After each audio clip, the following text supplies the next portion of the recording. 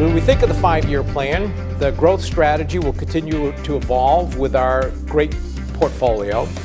Sales over the next 5 years will be growing 4 to 6%, so that we should add 7 to 12 billion, getting to 46 to 51, and you'll see a lot of it just coming from innovation, that diversity of opportunity we have with a good balanced upside so that no matter the trends we should benefit. At the same time, margin rates are going to continue to grow. As a result of that combination, we're going to be able to generate double-digit earnings growth. High growth region drive is going to be a big part of our growth over the next 5 years. We've gone from 22 billion to 39 billion. The U.S. portion of that has only grown about 3% a year. The outside the U.S. has grown about 9%.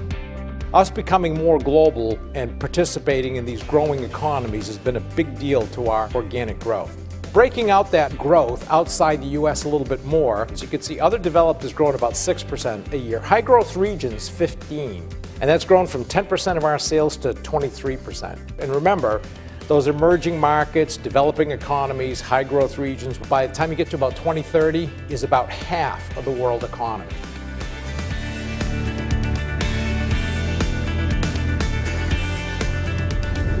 We've got 3 new things that we've started in the last 3 or 4 years. The first is this next step in HOS evolution, which is HOS Gold. We started with a foundation in the plants, expanded to suppliers, expanded to SIOP. We were driving velocity product development.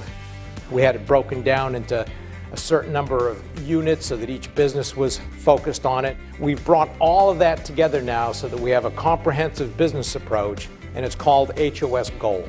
We've broken the company into about 60 separate enterprises, each of which have to aspire to HOS Gold and have a path to get there.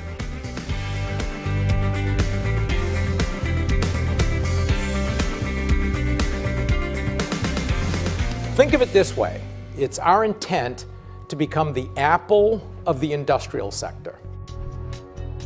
We've now created 9 separate design studios around the company where that's all we focus on, is how do we significantly change and improve the experience for the user, the installer, and the maintainer.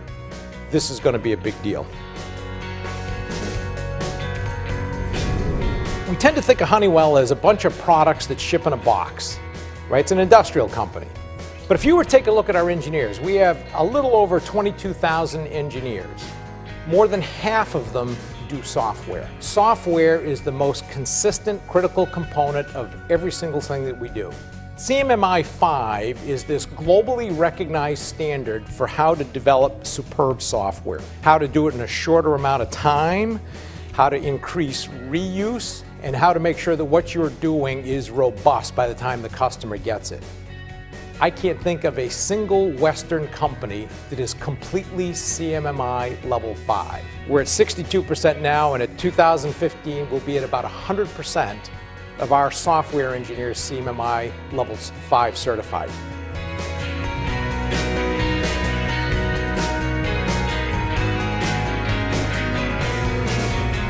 As we have over the last 10 years, we're going to continue to be good cash generators.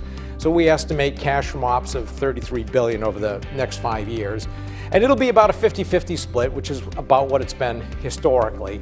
And the way to think about it is, first priority is going to be investing in our businesses. And that's why you see us investing in PMT, for example, at an accelerated rate, because they've got some great projects and the plants are already full. We need to do it.